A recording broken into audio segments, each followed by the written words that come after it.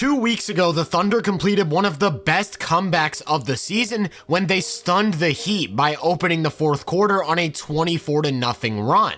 Well, last night against the Wolves, they were on the other side of an even crazier comeback. In the third quarter, they went up by as many as 25, and with less than 4 minutes left in the game, they still had a 16-point lead. Shout out to Automatic NBA for pulling the numbers for this tweet. In the last 20 seasons, teams were 1 in 9,249 when trailing by at least 16 points with 3 minutes and 45 seconds left in a game. The Wolves quite literally did the impossible, but how? They've been without Rudy Gobert for a few games now, and they rely on him pretty heavily to protect the rim, so OKC's offense was all about creating that inside pressure. The Wolves actually mixed up their matchups, putting Naz Reid on Lou Dort so that he could roam the floor, but with Jaden McDaniels holding down the middle, there really wasn't anything they could do to stop the Thunder from scoring inside once the ball got there.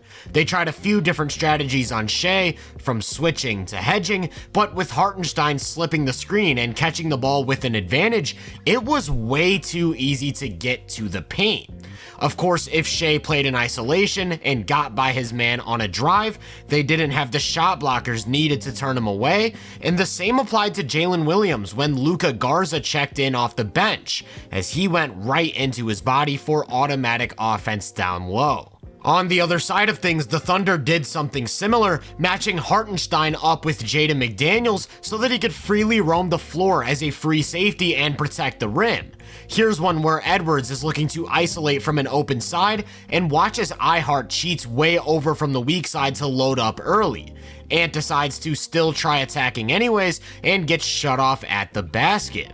The reason OKC is able to do this is because not only is Naz Reid not a huge threat to attack mismatches, they don't really have any mismatches. J-Dub is more than capable of holding his own either in the post or in perimeter isolation with the agility to cut off attack angles, the strength to absorb contact, and most importantly the length to contest. Then when the Wolves had Nas screen to get J-Dub switched off of him, it was Lou Dort, another non-mismatch, who picked up, and J-Dub's also capable of holding his own against Ant, while Wallace very aggressively plays the nail to not let him get the middle of the floor, as they're okay with letting Jalen Clark get that three. One counter they went to was using Jaden as the screener so that they could pull iHeart into the action, knowing that the Thunder aren't willing to give up that switch. But it's not like iHeart's a weak pick and roll defender, so he could just play the action in a traditional drop coverage to continue protecting the paint. Things changed when Jay Will checked in though, because he doesn't offer the same sort of versatility or interior presence that iHeart does. OKC counteracted this by going to a zone defense, with 4 agile wings flying all over the court around him and covering every inch of the three-point line. He never has to leave the paint, so all he has to do is stand tall. I do think the Wolves did a pretty good job of attacking the zone though. On this play, you're going to see them space the floor in a way that forces Jay Will to cover both the dunker spot and the weak side corner, so when Rob Dillingham skips it cross court, it creates a long closeout, which Terrence Shannon Jr. attacks on his way to the rim. That takes us to the end of the first quarter, where both teams had some success, and the Thunder walked out with a 4-point lead. To start the second, OKC still didn't have iHeart on the floor, and I actually think this is an important play in foreshadowing the eventual comeback, as Caruso gets the ball in the middle and isn't nearly as effective connecting the offense. More on that later, because I want to talk about the defense. They matched up Jay Will with Shannon Jr., a non-shooter, which allowed him to freely roam the court and only worry about the paint. Although he's a weak vertical athlete, he's decent positionally and is really good at drawing charges, so when he's parked under the basket, he's still a presence. The Wolves again tried to counter by using the wing as the screener to pull him into the action, but he continued to just sit way back in the paint, and that's a result of Shannon's lack of shooting, as he doesn't have to worry about closing out. Without J-Dub in the game, it was Caruso who got the Nas Reed assignment, and that's another strong wing who's more than capable of holding his own. Caruso was unreal defensively in this quarter. A play later, he found himself cross-matched with Alexander Walker and shut him down in isolation. Then a play after that, he was off the ball, but in a position to help at the nail and forced a turnover. It was the same thing when they took J. Will out of the game and went to their first couple of minutes of small ball. They're switching every action, Caruso's playing aggressive, and he picks up another steal, and with all of those stops, they're able to easily turn it into offense going the other way as they jump out to a 13-point lead. Of course, the risk with these smaller lineups is that if the Wolves find a way to get the ball near the basket, there isn't much resistance. Some more foreshadowing. But when iHeart came back in, the Thunder went back to that zone, and this time around, it wouldn't be nearly as easy to crack. That's actually when the Wolves went to their first zone look of the night, and OKC had an absolute field day. When it comes to breaking down a zone, they have two go-to counters. Their first is to get the ball to iHeart in the middle and have him pick apart the defense as a connector. Their second is to empty one of the wings next to Shea up top, then have iHeart screen in that direction, giving Shea space to turn the corner and attack. That pull-up three put them up by 19, which is how the score would remain up until the halfway point. Not much change to start the third. The Thunder continued to pressure the paint, and when the defense collapsed, they countered by finding the open man for quality offense. That was up until about the 9-minute and 20-second mark when Hartenstein went up for a rebound and caught a mean hit to the face. A few moments later, they actually had to stop the game to clean up the blood coming from his nose, and after plugging up and trying to re-enter the game, it got so bad that he actually had to head to the locker room where he would not return from. So J. Will checked in a bit earlier than usual, and right away he made his impact felt. Not only did he knock down a three on the first offensive possession, on the other side of the ball he continued to camp in the paint where he picked up a big time block. After that sequence, Shea went to a step back three, got fouled, and hit 2 of the 3 free throws, giving OKC a 25-point lead. That's when the Wolves switched up their defensive game plan. They started blitzing all actions involving Shea to get the ball out of his hands and trusted the rest of the defense to scramble behind the play and protect the paint.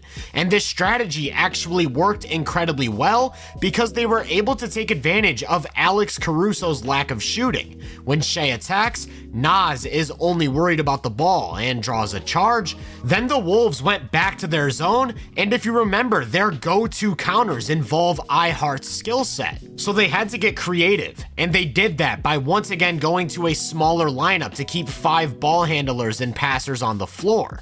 Then they used Shea as the guy in the middle, and when nobody steps up to meet him, that's automatic points. Like I said earlier though, the risk with small ball is that if players are able to get to the paint, there isn't much resistance on the backline. And during these minutes, the Wolves had both Edwards and Dillingham on the floor.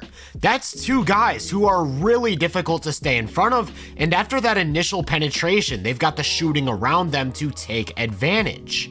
While there's a risk attached to small ball, there's also a few benefits, and OKC's superpower with these lineups is the way they force turnovers. Then they're able to turn defense into offense, so after all that, they've actually increased their lead to 22 points. Time was ticking, and Minnesota had to find a way to cut into that lead, so to start the fourth, they tried out a small ball lineup of their own. The idea was to have 5 guys on the floor who could all handle the ball and attack the rim, so against a defense with no big man, that meant lots and lots of pressure.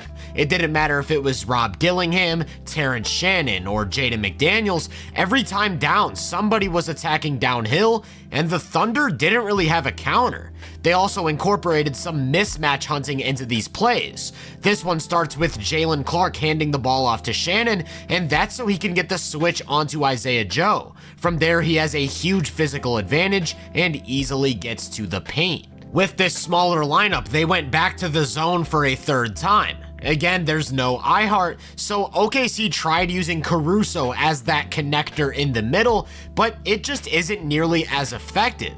The problem is that if Caruso isn't in the middle, then they can get back to exploiting his lack of shooting. In the zone, they were always going to trap Shai out on the perimeter and force him to get rid of the ball, and the Thunder do a great job of extending the advantage to create a good look. It just happens to be the look that the defense wants. There were a few plays in this fourth quarter where they made it very clear that they would let Caruso shoot the ball every time, and that just took away everyone else's space to operate. So that's why the Thunder tried to play him in that center role. This time he's screening for the ball, and I actually think they played this one to perfection, resulting in an open 3 for Dort, but they also went cold at the worst possible moment. Typically when they go up against the zone, Caruso's gonna play out of the dunker spot, but without iHeart in the middle of the floor to connect the offense, it puts so much more pressure on Shai to handle all of the responsibility as both a creator and a passer. So they consistently struggled to put pressure on the paint during these minutes, which meant they also struggled to put the Wolves into rotation.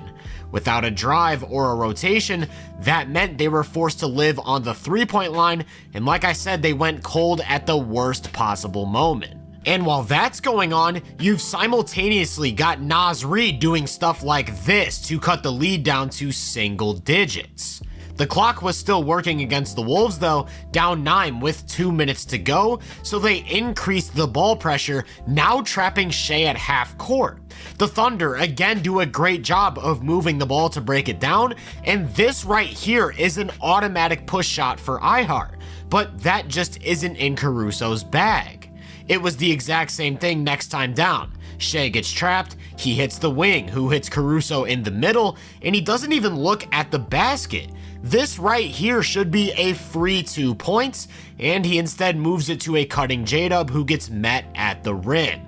Then when they moved Caruso away from the middle and had him spot up, once again the Wolves packed the paint, let him shoot, and he couldn't make them pay. Minnesota used those opportunities to play in transition and get quick offense going the other way, with this drive for McDaniels earning him a trip to the line with a chance to make it a 1-possession game. All they needed was one more stop, and like clockwork, they trap Shai. OKC moves the ball, but this time they get a shot that they'd typically want, an open 3 from Aaron Wiggins, yet they remained every bit as cold. That takes us to the 15-second mark, and instead of going for the tie, the Wolves decided to try their hand at a quick 2. But when Jaden drives, Caruso makes a very poor foul, giving him a shot at tying the game. Of course, he hits the free throw, making it 121 to 121 with 12 seconds to go. So the Thunder still had an opportunity to win. Shai forces the issue on a drive, gets a decent look at a floater but leaves it short, and the Wolves try to push it down the court with speed but just don't have enough time, so we're headed to overtime. They were still going to be sending the trap at Shai every time he crossed half court, but instead of getting rid of the ball, he decided it was time to take matters into his own hands and take it to the rack himself. The problem is that when the entire defense is focused on you and you alone, there's only so much you can create.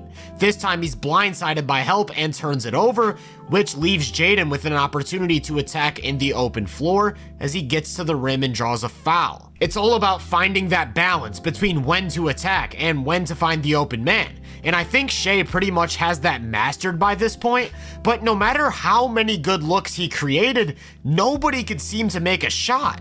They even brought J. Will back into the game for Caruso in hopes of getting another shooter on the floor, and when he's left all alone in the corner, he fails to convert. Don't get me wrong though, OKC was getting a bunch of stops too, so for the first 3 minutes of overtime, it felt like nobody was scoring.